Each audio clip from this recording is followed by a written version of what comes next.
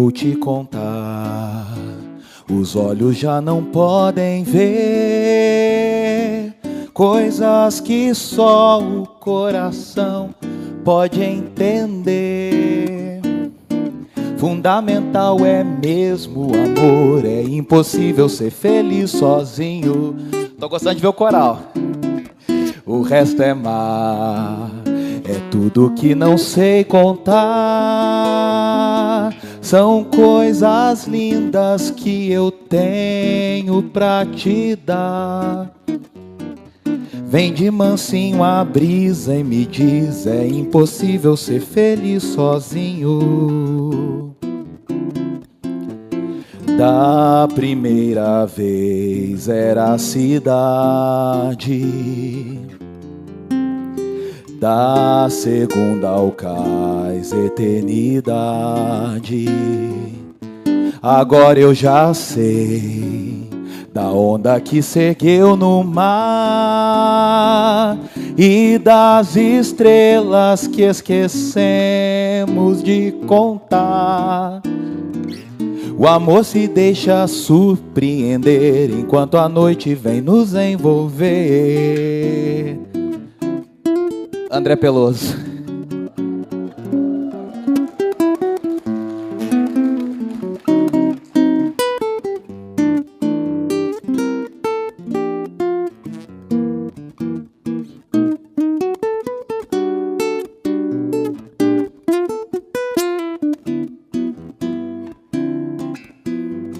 Da primeira vez era a cidade, da segunda ao cais, eternidade. Agora eu já sei da onda que seguiu no mar e das estrelas que esquecemos de contar. O amor se deixa surpreender enquanto a noite vem nos envolver. Vou te contar. É uma honra, uma alegria poder partilhar um pouquinho do que a gente tem vivido, do que a gente tem sonhado. E hoje em especial aqui, eu tenho vendo alguns rostos que me deixam muito feliz. E o nosso coração se enche mais ainda de alegria em poder compartilhar sobre esse tema, que é impossível ser feliz sozinho. O Jean, a gente nem tinha combinado, mas ele fez... Cadê o... Ali, o Jean. Fez um breve spoiler.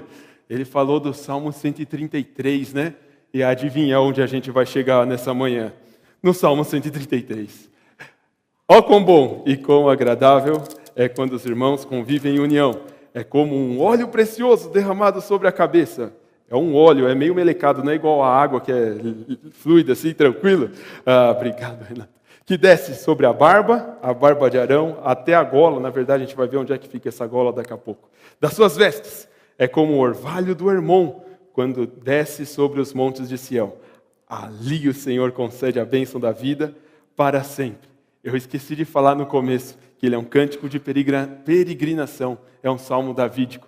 Antes da gente começar a pensar um pouquinho sobre ele, eu convido você a baixar sua cabeça, fechar os seus olhos e pedir a ajuda de Deus nesse bate-papo.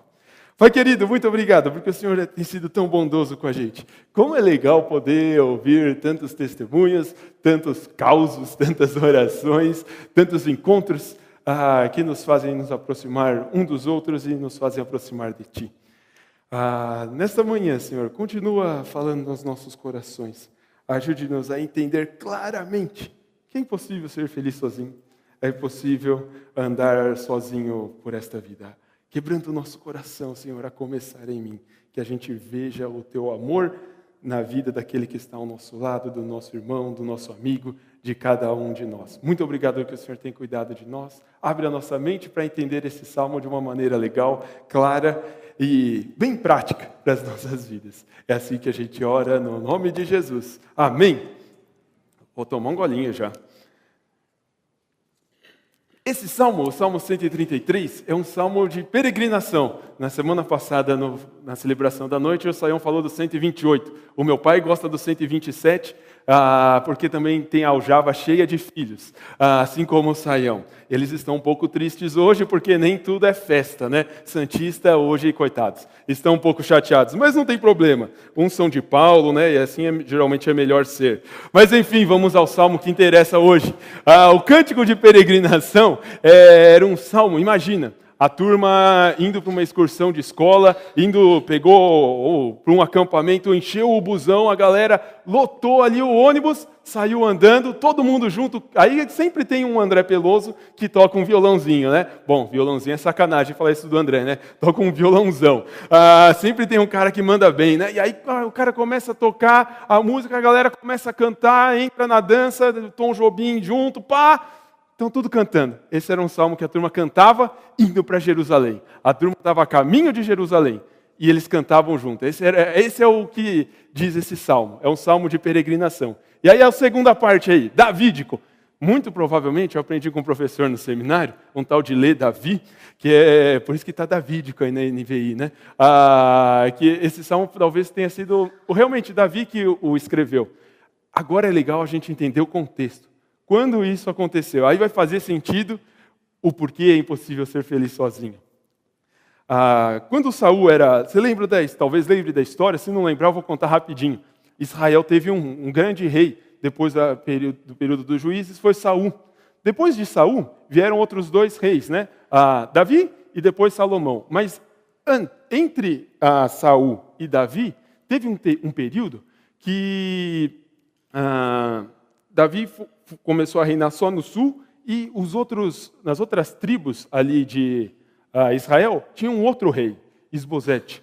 E nesse período o reino estava um pouco dividido, mas aí, em um determinado momento, aconteceu que Davi unificou o reino, conquistou todos os territórios ali e começou a reinar sobre todo o povo de Israel. Agora que a gente entendeu que Davi reina sobre todo o povo de Israel, sobre todas as tribos, a gente entende como é bom e agradável que todos os irmãos vivam em união. É bom quando todo mundo, todo o reino, está sob um comando, está abaixo de um rei, abaixo de uma autoridade. A autoridade ali era o rei de Davi. Por isso que ele diz, como é bom e agradável quando os irmãos convivem em união. A ideia desses irmãos é todo o povo ali de Israel. E essa história de união, a gente demonstrou de uma maneira bem prática e efetiva e clara aqui com o PG em Roda. Porque essa união, não é algo no campo das ideias, distante, voando. É algo prático, é tudo bem pertinho um do outro, coladinho. Igual quando você vai tirar selfie do PG, lá no fim do PG, todo mundo se junta, tira a foto, está todo mundo colado, um do lado do outro. Então, como é bom que as 12 tribos, que todo o povo, que todo o PG esteja unido, que esteja bem pertinho um do outro. E isso é tão bom como? Ele vai fazer aqui 2 comparações interessantes. A primeira no versículo 2. É algo meio amelecado aí, né? É como o óleo precioso derramado sobre a cabeça. Se fosse a minha, ia derramar bem fácil, né? Porque faltam penugens. Que desce pela barba, mais fácil ainda, nunca nasce. Nunca vou ter uma barba igual a do Jonatas. Que desce sobre a cabeça, que desce pela barba, a barba de Arão, até a gola das suas vestes. Aí peguei uma imagenzinha, peguei a imagem de um sumo sacerdote, que era Arão, para a gente entender essa figura. Que história é essa de coisa melecada aí, né? É o óleo precioso que desce na cabeça, escorre pela barba até a gola.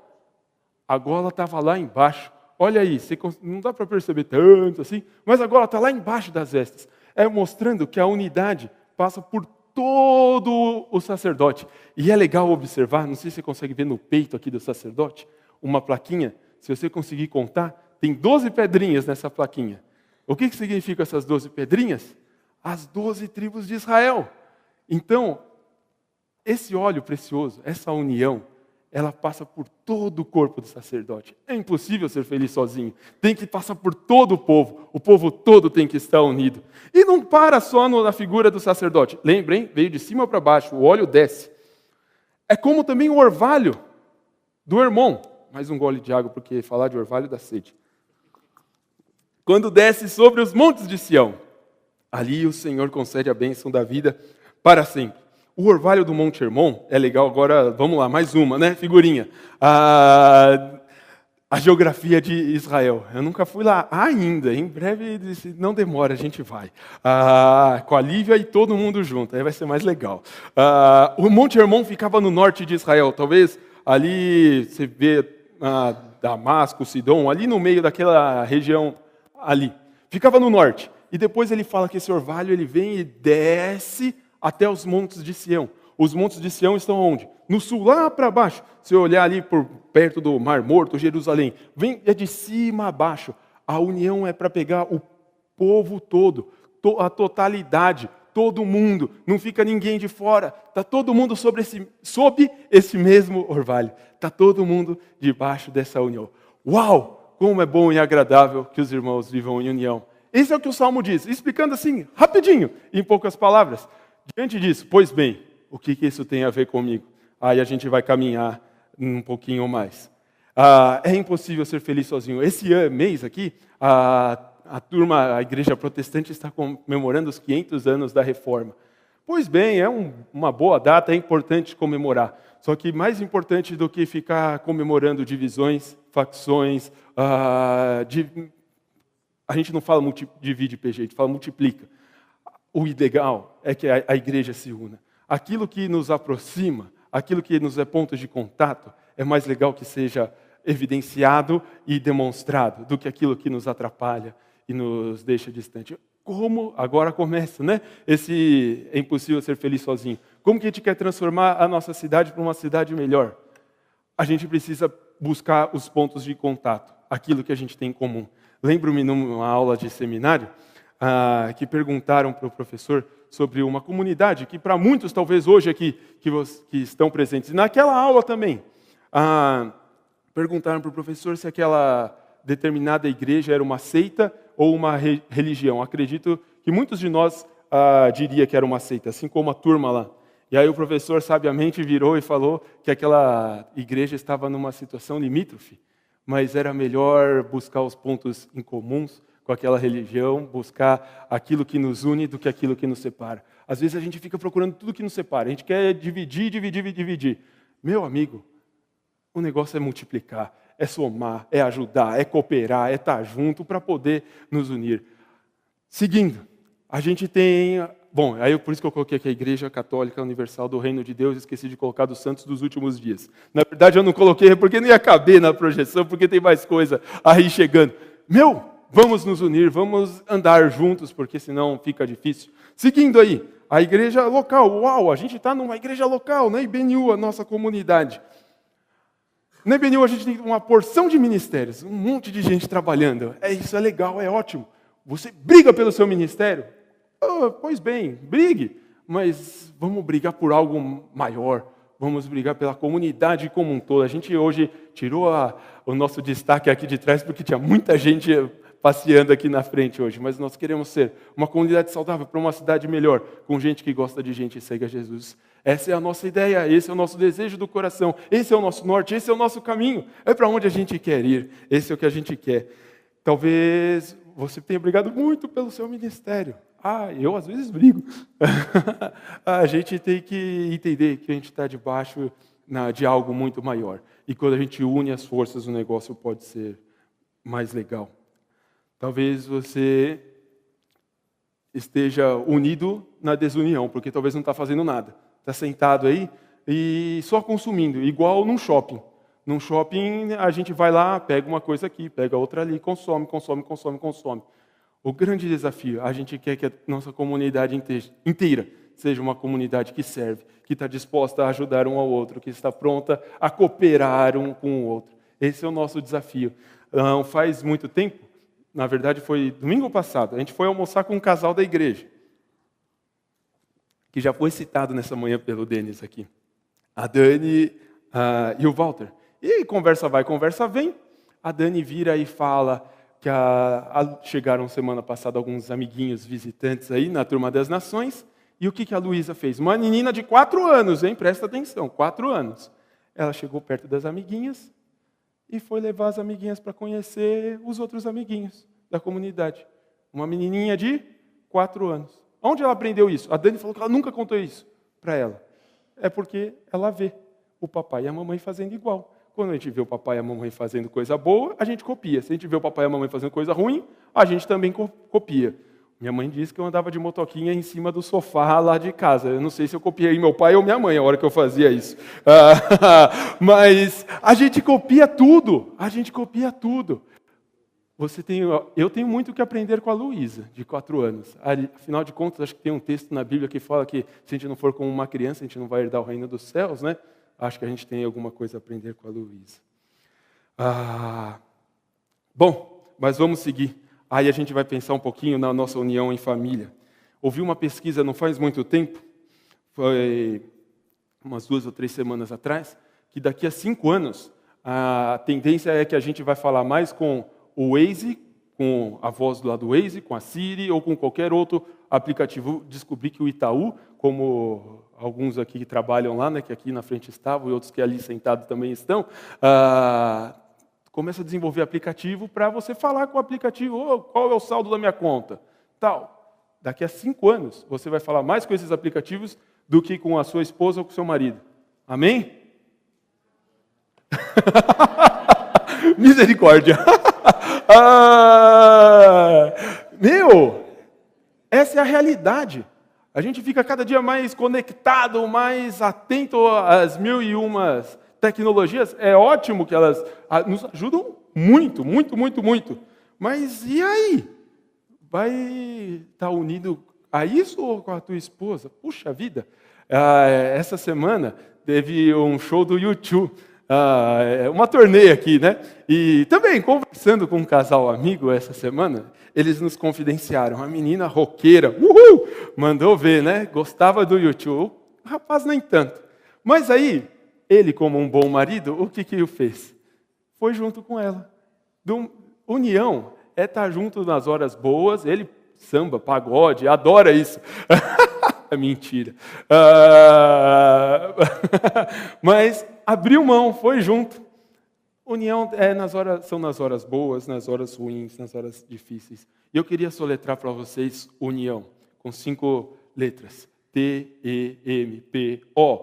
Tempo. Como que a gente vai ter algo em comum se a gente não dedica tempo para aquilo que nos é prioridade? A prioridade da sua família é o seu marido ou é o seu trabalho? A prioridade da sua casa são os seus filhos ou é a igreja? Tudo que a gente coloca acima de Deus é uma idolatria. Deus em primeiro, depois eu acho que talvez a família seja uma boa sugestão. Caminhando aqui mais um pouquinho. Talvez você não faça parte de uma igreja, talvez você não faça parte de uma família, você é um indivíduo sozinho. Isso todos somos. Cada um na sua. Talvez o que eu estou falando aqui não faça muito sentido para você, mas aí eu queria voltar no comecinho do Salmo, que era quando os irmãos estão em união, é que eles têm um rei. E eu queria fazer um convite nessa manhã para você ter um rei na sua vida, para você ter alguém com quem você pode comunhar, concordar, alguém que pode te ajudar. Não somente no PG. O PG ajuda, mas se a gente não tiver um rei em especial na nossa vida, tudo vai ser mera faz de conta. E esse rei é o Rei Jesus. Ele é o que pode transformar a sua história, transformou a minha, tem transformado a minha.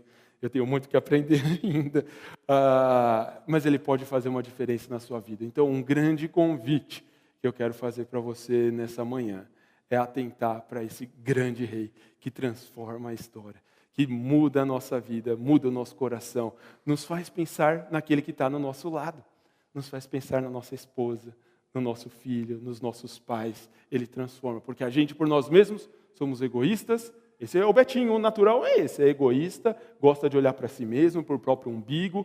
É fácil de olhar, né? Não está muito para dentro, está bem para fora. Esse sou eu.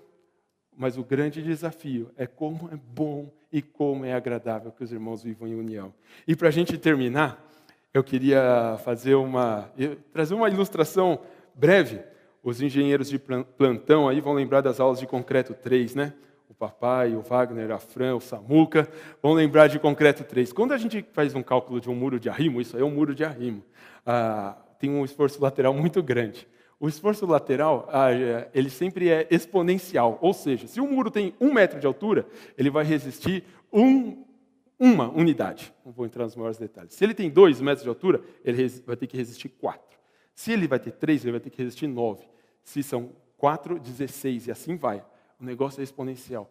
Meu amigo, meu irmão, o grande aprendizado do muro de arrimo que a gente tem nessa manhã é que a gente seja um murão alto, que a gente esteja unido, que a minha família seja unida, que a sua família seja unida, que a nossa igreja seja unida, que a igreja do Brasil seja unida como um grande muro de arrimo, que é capaz de suportar grandes esforços laterais. Se o muro tem 1 metro de altura, ele vai resistir só 1, mas quando ele tem 4, ele já resiste 16, se tem 5, 25. Vou parar de fazer conta, que senão eu vou me perder porque eu estou nervoso. Chega, mas depois você coloca aí 10 ao quadrado, vê quanto que dá. Dá 100, esse é fácil, né? Poxa, mas com 10 pessoas a gente resiste, com 10 metros, com 10 pessoas a gente resiste um esforço de 100. Essa é a ideia. A gente tem que estar unido, minha gente. A gente precisa caminhar para um mesmo foco, para uma mesma direção. E esse foco da nossa igreja é ser uma comunidade saudável para uma cidade melhor, com gente que gosta de gente e segue a Jesus. Meu amigo, talvez você não conhece esse Jesus. Ele está doido para te conhecer. Ele está doido para fazer a diferença na sua vida. Vem falar com a gente, não fica de fora dessa. Afinal de contas, fundamental é mesmo o amor. É impossível ser feliz sozinho, né? E olha só, toda essa união, o que ela gera? Ali o Senhor concede a bênção da vida para todos sempre. A bênção do Senhor transborda, a bênção do Senhor abunda, e a bênção do Senhor é algo tangível, factível, visível, notório, não é algo que fica muito escondido. Quer ser abençoado? Quer viver uma vida para lá de abençoada, como o Senhor muitas vezes fala? A união é um bom caminho. Una-se com Jesus, una-se a um pequeno grupo, una-se à sua igreja, una-se à sua família. Cuida de quem está do seu lado, cuida de quem está ao seu redor. Agora sim é a hora de falar o que eu falei uns minutinhos antes. Fundamental é mesmo o amor. É impossível ser feliz sozinho. Deus abençoe seu coração.